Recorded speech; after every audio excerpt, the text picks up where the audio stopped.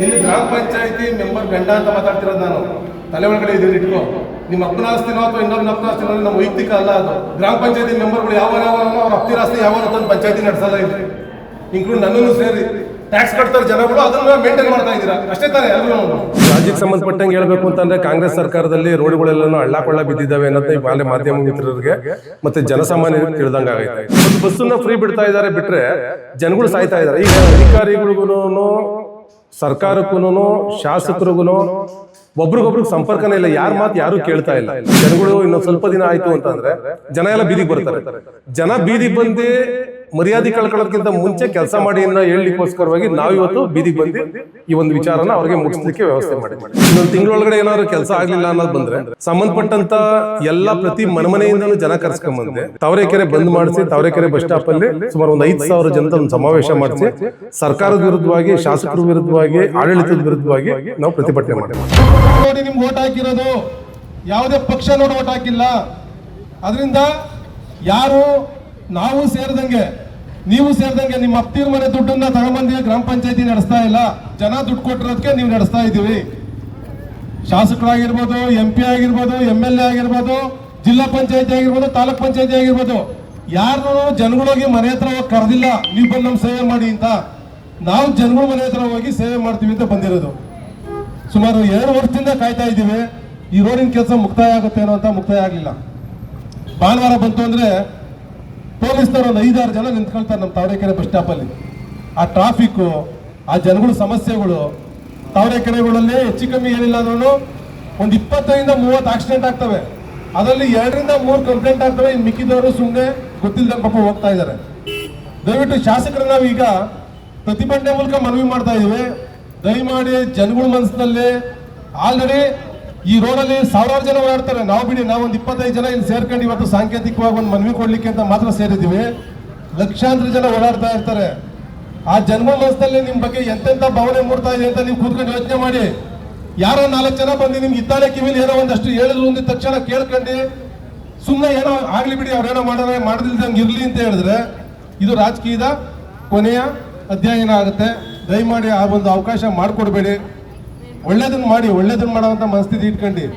ತಾವರೆಕೆರೆ ಹೋಬಳಿಲಿ ರಾಜ್ಯದಲ್ಲಿ ಸರ್ಕಾರಿ ಶಾಲೆಯಲ್ಲಿ SLC ಇರೋಂಥ ಏಕೈಕ ಹೋಬಳಿ ಹೆಡ್ ಕ್ವಾರ್ಟರ್ ತಾವರೆಕೆರೆ. ನಿಮ್ಗೆ ಗೊತ್ತಿರಲಿ, ಕರ್ನಾಟಕ ರಾಜ್ಯದಲ್ಲಿ. ನಮ್ಮೂರಲ್ಲಿ ಸ್ಟೇಟ್ ಹೈವೇಗೆ ಅಟ್ಯಾಚ್ ಇರೋಂಥ ಒಂದು ಪ್ರಾಥಮಿಕ ಆರೋಗ್ಯ ಕೇಂದ್ರ ಅಪ್ಗ್ರೇಡ್ ಮಾಡಬೇಕು ಅಂತ ನಾವು ಜಿಲ್ಲಾ ಪಂಚಾಯತಿಲಿ ಅಪ್ರೂವಲ್ ಮಾಡಿ ಕಳಿಸಿದ್ರೆ ಅದನ್ನ ತಡೆ ಹಿಡಿಸ್ತೀರಾ. ತಿಪ್ಪನಹಳ್ಳಿಲಿ 40 ಜನ ಮಕ್ಕಳುಗಳಿದ್ದಾರೆ, 14 ಜನ ಟೀಚರ್ಸ್ ಇದ್ದಾರೆ. ವನನಟ್ಟಿಲಿ 1200 ಜನ ಮಕ್ಕಳಿದ್ದಾರೆ, 14 ಜನ ಟೀಚರ್ಸ್ ಇದ್ದಾರೆ. 8 ಜನ ಟೀಚರ್ಸ್ಗಳನ್ನ ಪ್ರೈವೇಟ್ ಅಲ್ಲಿ ತಗೊಂಡು ನಾವು ಶಾಲೆ ನಡೆಸ್ತಾ ಇದೀವಿ. ವನನಟ್ಟಿ ಶಾಲೆನ, ಸರ್ಕಾರಿ ಶಾಲೆನ ನಾವು ಪ್ರೈವೇಟ್ ಶಾಲೆ ಉದ್ಘಾಟನೆ ಮಾಡಿಸಿ ನಡೆಸ್ತಾ ಇಲ್ಲ. ದಯಮಾಡಿ ಇದಕ್ಕೆಲ್ಲದೂ ಕಿವಿಯರಿಸಿ ಆದಷ್ಟು ಬೇಗ ಈ ಒಂದು ಸಂಘಟನೆ ಏನು ಜನಗಳು ಬೀದಿಗಿಳಿಯೋದಕ್ಕಿಂತ ಮುಂಚೆ ಈ ಕೆಲಸನ ಮುಗಿಸ್ಕೊಡಿ ಅಂತ ಶಾಸಕರಿಗೆ ಮತ್ತೆ ಸ್ಥಳೀಯ ಪಂಚಾಯಿತಿಯ ಕೆಲವು ಸದಸ್ಯರು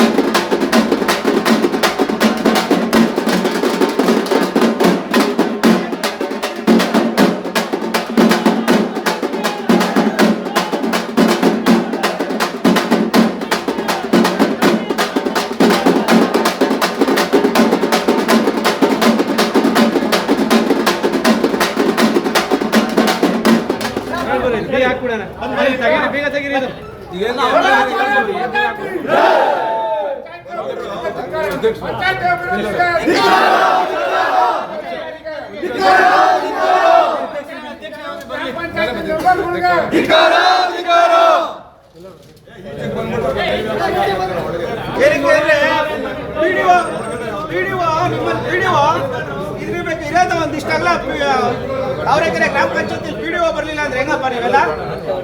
ಇರೇ ಚಿಕ್ಕ ಏರಿಯಾ PDO ಸರ್ಕಾರನೇ ಹೇಳಿದ್ದೆ PDO ಇಲ್ಲ ಕಾರ್ಯವ್ಯಾಪ್ತಿಯಲ್ಲಿ ಇರ್ಬೇಕು ಅಂತ ಎಲ್ಲ ಬರ್ಬೇಕಲ್ವಾ?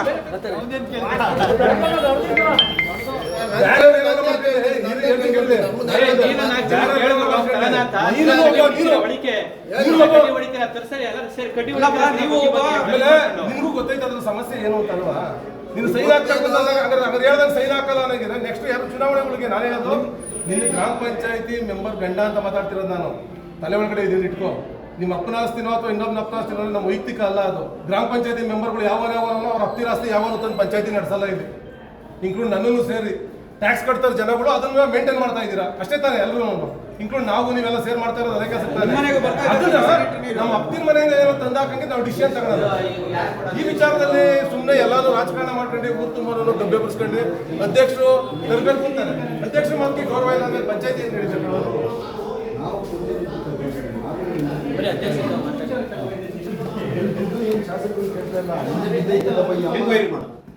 ಎಲ್ಲ ನಾನು ಕೊಟ್ಟಿರೋ ದೂರದಲ್ಲಿ ಸುಳ್ಳಿದೆ ಇದ್ರೆ ಓಕೆ, ನಾನು ಕ್ಷಮೆ ಕೇಳ್ಬಿಡ್ತೀನಿ. ನಾನು ಕೊಟ್ಟಿರೋ ದೂರ ಸತ್ಯಾಂಶ ಇದ್ರೆ ಅದಕ್ಕೇನು ತಗೋದಂತ ಹೇಳ್ತೇನೆ. ನೀವು ಎಡಬಲಿಗೆ ಮಾಡಿ ಎಡಬಲಿಗೆ ಈಗ ಕೇಳಿದೆ ನಾನು, ನಮ್ಗೆ ಏನು ಗೊತ್ತಿಲ್ಲ ಅಣ್ಣ, ಮಾಹಿತಿನ ನಾನು ಕೇಳಿದ್ದು ಮಾಡ್ತಾರ ಏನು ಇರೋ ನೀರು ಕೊಡೋದ ಏನು ನಮ್ಗೇನು ಗೊತ್ತಿಲ್ಲ. ಕೆಲಸ ಶುರು ಮಾಡಿ ಜಿಲ್ಲಾ ಪಂಚಾಯತಿಗೆ ಒಂದ್ಸರಿ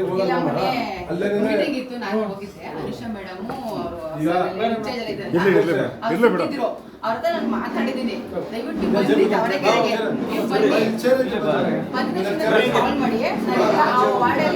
ಸಮಸ್ಯೆ ಇದೆ, ನಾನು ವ್ಯವಸ್ಥೆ ಕಳಿಸ್ತೀನಿ.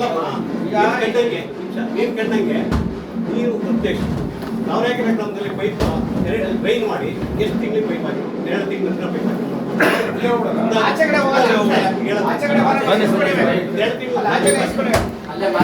ಎಲ್ಲರೂ ಬಂದ್ಬಿಡಿ, ಬೀಗ ಹಾಕ್ಬಿಡ್ತೀವಿ. ನಿಮ್ಮ ಜಿಲ್ಲಾ ಪಂಚಾಯತ್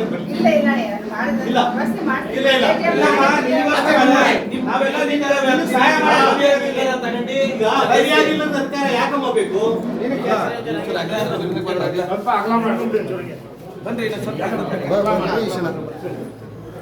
ಊರಲ್ಲಿ ಹಬ್ಬ ಹುಣ್ಮೆಗಳು ನಡೀತವೆ, ಜನಗಳು ನಮ್ಮ ಎಲ್ಲ ಯುವ ಮುಖಂಡರು ಸೇರಿ ಇವತ್ತು ಮನವಿನ ನಮ್ಮ ಪಂಚಾಯತಿ ಆಫೀಸಲ್ಲಿ ಕೊಟ್ಟಿದ್ದಾರೆ. ಸೊ ಅದ್ರ ಪ್ರಕಾರ ನಾವು ಏನು ಅದನ್ನು ಕ್ರಮ ಕೈಗೊಳ್ಬೇಕು ಅದನ್ನು ಕೈಗೊಳ್ತೀವಿ. ಜೆಟ್ಟಿಂಗ್ ವಿಷಯದ ಪ್ರಸ್ತಾಪ ವಿಷಯಕ್ಕೆ ಬಂದಾಗ ಜೆಟ್ಟಿಂಗ್ ಮಿಷನ್ ಬೇಕೇ ಬೇಕು. ಯಾಕೆಂದರೆ ಎಲ್ರಿಗೂ ಗೊತ್ತು ತಾವರೆಕೆರೆಯಲ್ಲಿ ಏನೇನು ಸಮಸ್ಯೆ ಇದೆ ಅಂತ ಎಲ್ರಿಗೂ ಗೊತ್ತು. ಮಳೆ ಅಂತೂ ಬಂದ್ರಂತೂ ಅದು ಸಿಕ್ಕಾಪಟ್ಟೆ ಓಡಾಡೋದಕ್ಕೂ ಆಗೋದಿಲ್ಲ. ವೆಹಿಕಲ್ಸ್ಗಳು ಆಗಿರ್ಬೋದು, ಮಕ್ಳಿಗೂ ಶಾಲೆಗೆ ಹೋಗೋಕ್ಕೆ ತುಂಬಾ ತೊಂದರೆ ಆಗುತ್ತೆ. ಅದಕ್ಕೋಸ್ಕರನೇ ಇಲ್ಲಿ ಯಾರು ಅಷ್ಟೇ ನಮ್ಮ ಮನೆಗೆ ವ್ಯವಸ್ಥೆ ಮಾಡಿಕೊಡಿ, ನಮ್ಮ ಮನೆಗೆ ಭದ್ರತೆ ಮಾಡ್ಕೊಂಡು ಕೊಡಿ ಅಂತ ಯಾರು ಕ್ವಶನ್ ಮಾಡೋಕ್ಕೆ ಬಂದಿಲ್ಲ. ಇಲ್ಲಿ ಏನಂದರೆ ನಮ್ಮ ತಾವರೆಕೆರೆ ಒಂದು ಅಭಿವೃದ್ಧಿ ತಾವರೆಕೆರೆ ಆಗಬೇಕು ಅಂತ ಜೆಟ್ಟಿಂಗ್ ಮಿಷನ್ ಬೇಕೇ ಬೇಕು ಅಂತ ಕೆಲವರು ಎಲ್ಲರೂ ಇಲ್ಲಿ ಸೇರಿದಿರಲ್ವಾ, ಎಲ್ರಿಗೂ ಅದೇ ಅವ್ರಿಗೆ ಆನ್ಸರ್ ಹೇಳ್ತಾ ಇರೋದು ಬೇಕೇ ಬೇಕು ಗಾಡಿ ಅಂತ. ಅದಕ್ಕೆ ನಾನು ಅಷ್ಟೇ ಸಾಧ್ಯವಾದ್ರೆ ನನಗೆ ಜೆಟ್ಟಿಂಗ್ ಗಾಡಿ ತರಲೇಬೇಕು ಅಂತ ನಾವು ಸಹ ನಿಮಗೆಲ್ಲ ನಾನು ಮಾತು ಕೊಟ್ಟಿದ್ದೀನಿ. ಕೆಲವು ಮೆಂಬರ್ಸ್ಗಳು ಸಹ ಆಯಿತು ಅಂತ ಹೇಳಿದ್ದಾರೆ. ಇನ್ನೂ ಕೆಲವರು ಮೆಂಬರ್ಸು ಸದಸ್ಯರನ್ನು ಜೆಟ್ಟಿಂಗ್ ವಿಷಯದ ಬಗ್ಗೆ ಅಂದರೆ ಅವ್ರವ್ರ ವಾರ್ಡಲ್ಲಿ ಕೆಲಸ ಬೇಕು ಅಂತ ಕೇಳಿದ್ದಾರೆ.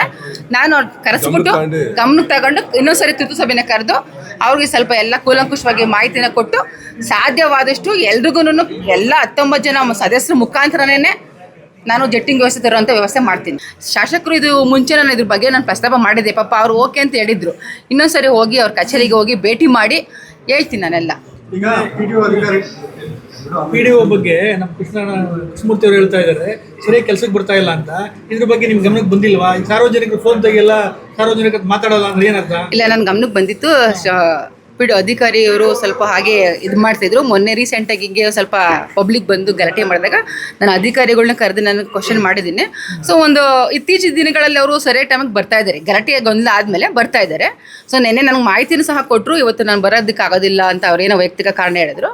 ಸೊ ಹಾಗೆ ಸರಿ ಅಂದ್ಬಿಟ್ಟು ನನಗೂ ಹೇಳ್ದೆ, ಇಲ್ಲ ಬರಲೇಬೇಕು ಸರ್ ಅಂತ ಹೇಳ್ದೆ. ಇಲ್ಲ ಮೇಡಮ್ ಈ ಥರ ಅಂತ ಅವ್ರು ಏನೋ ವೈಯಕ್ತಿಕ ಕಾರಣ ಕೊಟ್ಟರು.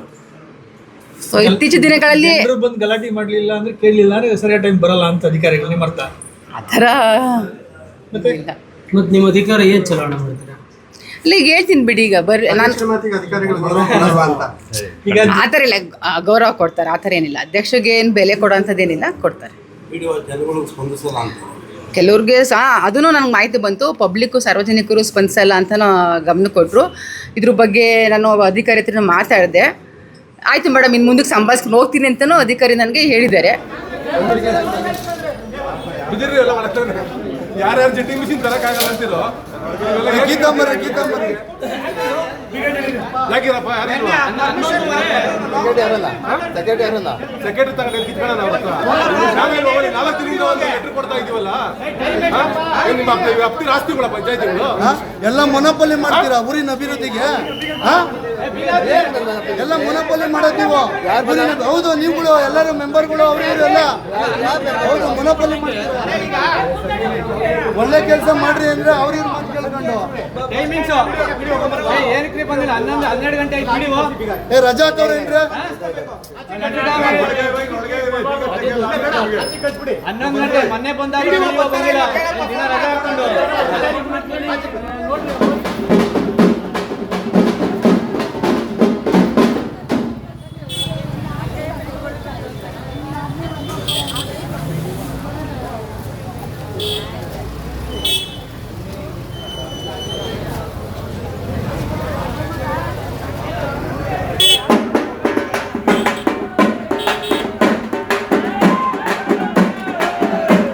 ಸಂಬಂಧಪಟ್ಟಂಗೆ ರಾಜ್ಯಕ್ಕೆ ಸಂಬಂಧಪಟ್ಟಂಗೆ ಹೇಳಬೇಕು ಅಂತಂದರೆ ಕಾಂಗ್ರೆಸ್ ಸರ್ಕಾರದಲ್ಲಿ ರೋಡ್ಗಳೆಲ್ಲನೂ ಹಳ್ಳಕೊಳ್ಳ ಬಿದ್ದಿದ್ದಾವೆ ಅನ್ನೋದನ್ನ ಈಗಾಗಲೇ ಮಾಧ್ಯಮ ಮಿತ್ರರಿಗೆ ಮತ್ತು ಜನಸಾಮಾನ್ಯರಿಗೆ ತಿಳಿದಂಗೆ ಆಗೈತೆ.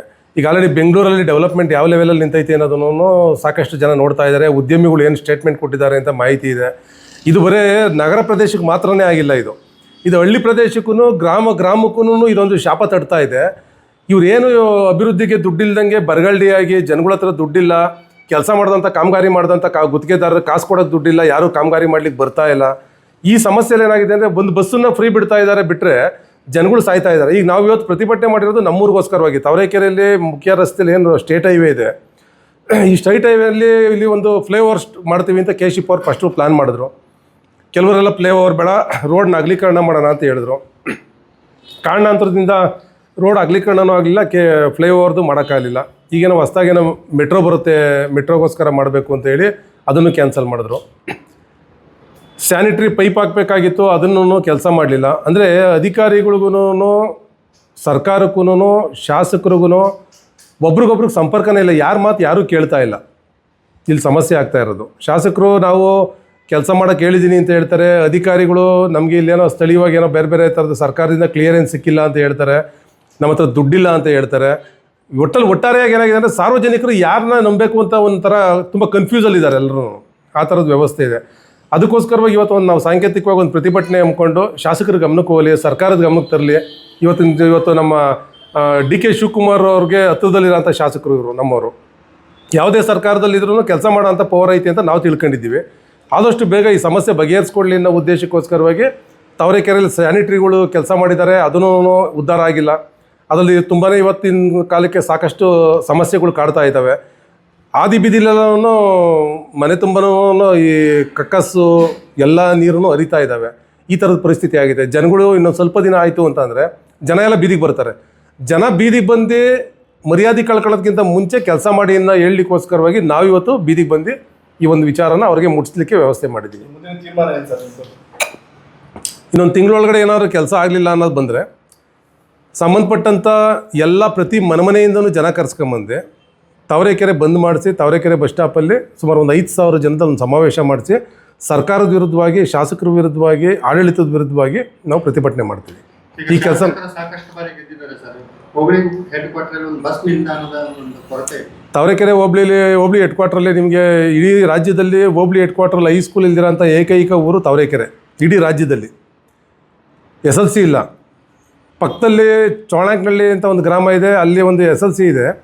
ಪಕ್ಕದಲ್ಲಿ ಇನ್ನೊಂದು ನಮ್ಮದು ವನಗನಟ್ಟಿ ಅಂತ ಇದೆ, ಅಲ್ಲೊಂದು ಹೈಸ್ಕೂಲ್ ಇದೆ. ಹೋಬಳಿ ಹೆಡ್ ಕ್ವಾರ್ಟ್ರಲ್ಲಿ ಒಂದು ಹೈಸ್ಕೂಲ್ ಇಲ್ಲ. ತಿಪ್ಪಣ್ಣಹಳ್ಳಿ ಅಂತ ಒಂದು ನಮ್ಮದು ಜಲಾಶಯ ಇದೆಯಲ್ಲ, ಅಲ್ಲೊಂದು ಹೈಸ್ಕೂಲ್ ಇದೆ. ಅಲ್ಲಿ 14 ಜನ ಟೀಚರ್ಸ್ಗಳಿದ್ದಾರೆ, 40 ಜನ ಮಕ್ಕಳಿದ್ದಾರೆ. ಒಬ್ಬೊಬ್ಬ ಟೀಚರ್ಸ್ಗೆ 1.5 ಲಕ್ಷ ರೂಪಾಯಿ ಸ್ಯಾಲ್ರಿ ಕೊಡ್ತೀವಿ ನಾವು ಸರ್ಕಾರದಿಂದ. ಒಂದು ತಿಂಗಳಿಗೆ, ಒಂದು ವರ್ಷಕ್ಕೆ 1 ಕೋಟಿ ಚಿಲ್ಲರೆ ಅನುದಾನ ಬರೀ ಅದೊಂದು ಶಾಲೆಗೆ ಹೋಗುತ್ತೆ. 40 ಮಕ್ಕಳಿಗೆ 1250 ಮಕ್ಕಳಿದ್ದಾರೆ ವನಗನಟ್ಟಿಲಿ. 32 ಜನ ಟೀಚರ್ಸ್ ಇರಬೇಕು, 14 ಜನ ಟೀಚರ್ಸ್ ಇದ್ದಾರೆ ಸರ್ಕಾರದಿಂದ. SLCಲಿ 625 ಮಕ್ಕಳುಗಳು ಹೈಸ್ಕೂಲ್ ಇದ್ದಾರೆ. SLCಲಿ 360 ಮಕ್ಕಳುಗಳಿದ್ದಾರೆ. ಈ ರಿಸಲ್ಟ್ ಬಂದು 80% ಇದೆ. ನಾವು ಪ್ರೈವೇಟಿಂದ ಸ್ಕೂಲ್ ಟೀಚರ್ಸ್ಗಳನ್ನ ತಗೊಂಡು ಅದರಲ್ಲಿ ಅತಿಥಿ ಶಿಕ್ಷಕರು ಅಂತೇಳಿ ಅವ್ರಿಗೊಂದು 10,000 ದುಡ್ಡು ಕೊಡಿಸಿ ನಮ್ಮ ಈ ಸಾರ್ವಜನಿಕವಾಗಿ ನಮ್ಮ ಸಮಾನ ಮನಸ್ಕರೆಲ್ಲ ಸೇರಿ ಒಬ್ಬೊಬ್ರಿಗೆ 8,000 ರೂಪಾಯಿ ಸ್ಯಾಲ್ರಿ ಕೊಟ್ಟು ಆ ಶಾಲೆ ನಡೆಸ್ತಾ ಇದ್ದೀವಿ, ಸರ್ಕಾರಿ ಶಾಲೆನ. ಈ ಥರದ್ದು ತುಂಬ ವ್ಯವಸ್ಥೆಗಳು ಶಾಸಕರ ಗಮನಕ್ಕೆ ಅದು ಯಾಕೆ ಬರ್ತಾ ಇದೆಯೋ ಇಲ್ವೋ ಗೊತ್ತಿಲ್ಲ, ಅಥವಾ ನಮ್ಮ ಈ ಒಂದು ಭಾಗನ ಅವರು ಯಾಕೆ ಅಷ್ಟೊಂದು ಅಸಡ್ಡೆಯಿಂದ ನೋಡ್ತಾವ್ರೋ ನಮಗಂತೂ ಗೊತ್ತಿಲ್ಲ. ಇದು ಅದರಲ್ಲೂ ತಾವರೆಕೆರೆ ಹೋಬಳಿ ಹೆಡ್ ಕ್ವಾರ್ಟ್ರು ಏನೇನು ಇರಬೇಕಾಗಿತ್ತೋ, ಏನೇನು ಇರಬಾರ್ದಾಗಿತ್ತೋ ಅದೆಲ್ಲ ಇದೆ. ಏನೇನು ಇರಬೇಕಾಗಿತ್ತೋ ಅದ್ರಲ್ಲಿ ಯಾವುದೂ ಒಂದೂ ಇಲ್ಲ. ಪೊಲೀಸ್ ಸ್ಟೇಷನ್ ಒಂದು ಬಿಟ್ಟರೆ ಆಸ್ಪತ್ರೆ, ಹೆರಿಗೆ ಆಸ್ಪತ್ರೆ ಇಲ್ಲ. ಸಮುದಾಯ ಆರೋಗ್ಯ ಕೇಂದ್ರ ಮಾಡಬೇಕು, ಸ್ಟೇಟ್ ಹೈವೇಗೆ ಪಕ್ಕದಲ್ಲಿರೋದು. ಸಮುದಾಯ ಆರೋಗ್ಯ ಕೇಂದ್ರ ತಗೊಂಡೋಗಿ ಚಂದ್ರಪ್ಪ ಸರ್ಕಲಲ್ಲಿ ಅಲ್ಲೆಲ್ಲೋ ಮಾಡಿದರೆ ಅಲ್ಲಿ 1 ಡೆಲಿವರಿ ಆಗುತ್ತೆ, 30 ಡೆಲಿವರಿ ಆಗುತ್ತೆ ಪ್ರಾಥಮಿಕ ಆರೋಗ್ಯ ಕೇಂದ್ರ ತಾವರೆಕೆರೆಯಲ್ಲಿ. ಇಲ್ಲಿ ಡಾಕ್ಟ್ರಲ್ಲಿ ಒಬ್ಬರು ಇಟ್ಟಿದ್ದಾರೆ, ಅಲ್ಲಿ 8 ಜನ ಡಾಕ್ಟ್ರ್ ಇದ್ದಾರೆ. ಕಿವಿಗೊಬ್ಬರು ಡಾಕ್ಟ್ರು, ಕಣ್ಗೊಬ್ಬರು ಡಾಕ್ಟ್ರು, ಅಲ್ಗೊಬ್ಬರು ಡಾಕ್ಟ್ರ್ ಇದ್ದಾರೆ ಅಲ್ಲಿ. ಇಲ್ಲಿ ಚಂದ್ರಪ್ಪ ಸರ್ಕಲಲ್ಲಿ ಜನಗಳೇ ಹೋಗಲ್ಲ ಅಲ್ಲಿ. ಇಲ್ಲಿ ಹೋಬಳಿ ಹೆಡ್ ಕ್ವಾರ್ಟ್ರಲ್ಲಿ ನೀವು ಮಾಗಡಿಲಿ ಏನೋ ಒಂದು ಆಕ್ಸಿಡೆಂಟ್ ಆಯಿತು ಅಂದರೆ ತಾವರೆಕೆರೆಯಲ್ಲೇ ನಿಮಗೊಂದು ಚಿಕಿತ್ಸಾ ಕೇಂದ್ರ ಇರೋದು, ಗೌರ್ಮೆಂಟ್ ಆಸ್ಪತ್ರೆ ಅಂತ ಇರೋದು. ಅಟ್ಲೀಸ್ಟ್ ಇಲ್ಲಿ ಇವರು ಇಂಪ್ಲಿಮೆಂಟ್ ಮಾಡಬೇಕಾಗಿತ್ತು. ವೈಜ್ಞಾನಿಕವಾಗಿ ಕೂತ್ಕೊಂಡು ಯೋಚನೆ ಮಾಡಿ ಕೆಲಸ ಮಾಡಬೇಕಾಗೈತೆ ಶಾಸಕರು. ಅವ್ರಿಗೆ ಇಲ್ಲಿನ ಗ್ರಾಮ ಪಂಚಾಯತಿ ಕೆಲವು ಅವ್ರ ಹಿಂಬಾಲಕರುಗಳು ಏನು ಹೇಳ್ತಾರೋ ಅದನ್ನು ಕೇಳ್ಕೊಂಡು ಅದು ತಪ್ಪಾಗಿ ಗ್ರಹಿಸಿ ಬೇರೆ ಬೇರೆ ಥರ ಬೆಳವಣಿಗೆಗಳಿಗೆಲ್ಲನೂ ತೊಂದರೆ ಮಾಡ್ತಾವ್ರೆ ಅಂತ ನಮ್ಮ ಗಮನಕ್ಕೆ ಬಂದೈತೆ. ಅದರಿಂದ ಇವತ್ತು ಶಾಸಕರಿಗೆ ನೇರವಾಗಿ ಈ ಒಂದು ವಿಚಾರದಲ್ಲಿ ದಯವಿಟ್ಟು ನೀವು ಆದಷ್ಟು ಬೇಗ ಈ ಸಮಸ್ಯೆಗಳನ್ನ ಬಗೆಹರಿಸಿ ಅಂತ ನಾವು ಮನವಿ ಮಾಡ್ತೀವಿ.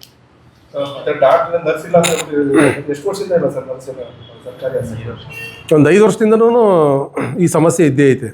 ನಾವು ಜಿಲ್ಲಾ ಪಂಚಾಯತಿ ಇದ್ದಾಗ, ನಾವೆಲ್ಲ ಜಿಲ್ಲಾ ಪಂಚಾಯತಿ, ತಾಲೂಕ್ ಪಂಚಾಯತಿ, ಈ ಥರ ಸ್ಥಳೀಯ ಪಂಚಾಯತಿ ಇದ್ದಾಗ ಸ್ವಲ್ಪ ಕೆಲಸಗಳು ಮಾಡಿಸ್ತಾಯಿದ್ರು. ಯಾಕೆಂದರೆ ಜಿಲ್ಲಾ ಪಂಚಾಯತಿಯಿಂದನೇ ಇಡೀ ನಿರ್ವಹಣೆ ಮಾಡ್ತಾ ಇದ್ದಿದ್ದು. ಈಗೆಲ್ಲ ಜಿಲ್ಲಾ ಪಂಚಾಯತಿ ಮೆಂಬರ್ಸ್ಗಳಿಲ್ಲ, ಸ್ಥಳೀಯ ಆಡಳಿತ ಇಲ್ದಿರೋದ್ರಿಂದ ಅವ್ರಿಗೂ ಮಾನಪಲ್ಲಿ ಯಾರು ಕೇಳೋಂಥ ನೆಸೆಸಿಟಿನೇ ಇರೋಲ್ಲ. 32 ಇಲಾಖೆ 37 ಇಲಾಖೆ ಬರ್ತದೆ ಜಿಲ್ಲಾ ಪಂಚಾಯತಿಗೆ. ಇವತ್ತು ಜಿಲ್ಲಾ ಪಂಚಾಯತಿಯಲ್ಲಿ ಪ್ರತಿನಿಧಿಗಳೇ ಇರಲ್ಲ. ಯಾರೋ ಒಬ್ಬ ಜಿಲ್ಲಾ ಪಂಚಾಯತಿ ಮೆಂಬರ್ ಇದ್ದೀರ, ಅಟ್ಲೀಸ್ಟ್ ಹೋಗಿ ಅಲ್ಲಿ ಕೂತ್ಕೊಂಡು ಕೇಳ್ಬೋದಾಗಿತ್ತು. District level ಆಫೀಸರ್ಸ್ಗಳೆಲ್ಲ ಸಿಕ್ಕಿರೋರು. ಈಗ ಶಾಸಕರು ಒಬ್ಬರೇ ಗ್ರಾಮ ಪಂಚಾಯತಿ ಆಫೀಸರ್ನು ಶಾಸಕರೇ ಮಾತಾಡಬೇಕು, ತಾಲೂಕ್ ಪಂಚಾಯತಿ ಆಫೀಸನ್ನು ಶಾಸಕರೇ ಮಾತಾಡಬೇಕು, ಜಿಲ್ಲಾ ಪಂಚಾಯತಿನೂ ಶಾಸಕರೇ ಮಾತಾಡಬೇಕು. ಇಲ್ಲೇನಾಗೈತೆ ಅಂದರೆ ಅದೇ ಒಂದು ಸ್ಕೂಲ್ಗೆ ಒಬ್ಬ ವಿದ್ಯಾರ್ಥಿಗೆ ಒಬ್ಬರೇ ಮೇಷ್ಟ್ರು ಅಂತಾರಲ್ಲ, ಆ ಥರದ ವ್ಯವಸ್ಥೆ ಆಗಿರೋದ್ರಿಂದ ಪ್ರಾಬ್ಲಮ್ ಆಗ್ತಾಯಿದೆ. ಅದಕ್ಕೇ ನಾವು ಇವತ್ತು ಪ್ರತಿಭಟನೆ ಮಾಡ್ತೀವಿ. ಓಟ್ ಹಾಕಿದ್ದೀವಿ, ಇನ್ನು ರೈಟ್ಸ್ ಇದ್ದಿದ್ದಕ್ಕೇ ಇವತ್ತು ನಾವು ಇಷ್ಟೊಂದು ಕಡಕಾಗಿ ಅವ್ರ ಬಗ್ಗೆ ಕೇಳ್ತಾ ಇರೋದು. ನಾವು ಓಟ್ ಹಾಕಿ ಗೆಲ್ಸಿರೋಂಥ ಶಾಸಕರು ನೀವು ಈ ಸತಿ ದಯವಿಟ್ಟು ಜನಗಳಿಗೆ ಕೆಲಸ ಮಾಡಿಕೊಡಿ. BJP ಸಿಂಬಲಿಂದ ಗೆದ್ದಿದ್ದೀರಾ, ನಾಳೆ ಬೆಳಿಗ್ಗೆ ಜನಗಳೇನೋ ಕೇಳ್ತಾರೆ, ನಾವು BJP ಸಿಂಬಲ್ ಇಟ್ಕೊಂಡು ತಿರ್ಗಿ ಓಟಕ್ಕೆ ಹೋಗ್ಬೇಕು. ನಾವು ಬೇರೆ ಬೇರೆ ಪಕ್ಷದ ಸಿಂಬಲ್ ಇಟ್ಕೊಂಡು ಹೋಗ್ಲಿಕ್ಕಾಗಲ್ವಲ್ಲ. ಇಲ್ಲಿ JDS BJP 2 ಪಕ್ಷದವರು ಸೇರ್ ಮಾಡ್ತಾ ಇದ್ದೀವಿ. ನಾವು NDAಯಿಂದ JDSಯಿಂದ ಯಾವ್ದಾನ ಕ್ಯಾಂಡಿಡೇಟ್ ಆದರೆ JDS ಸಿಂಬಲ್ ಇಟ್ಕೊಂಡು ಹೋಗಬೇಕು. ಒಟ್ಟಾರೆ ನಾವು ಹೋದಾಗ ನೀವು ಹಿಂದೇನು BJPಗೆ ಅಂತಲೇ ನೀವೇ ಶಾಸಕರಿಗೆ ಓಟ್ ಕೇಳಿದಲ್ವಾ ಅಂತ ಕೇಳ್ತಾರೆ. ದಯವಿಟ್ಟು ನೀವು ಸಿಂಬಲ್ಲಿಂದ ಗೆದ್ದಿರೋ ಅಂಥದ್ದು ಪಕ್ಷ ಬಿಟ್ಟು ಕೆಲಸ ಮಾಡೋಂಥ ಶಾಸಕರು ಅಂತ ನೀವೇ ಹೇಳ್ಕೊಳ್ತೀರಾ. ಆದಷ್ಟು ಜನಗಳಿಗೋಸ್ಕರವಾಗಿ ಈ ಕೆಲಸನ ಆದಷ್ಟು ಬೇಗ ಮುಗಿಸ್ಕೊಡಿ ದಯಮಾಡಿ.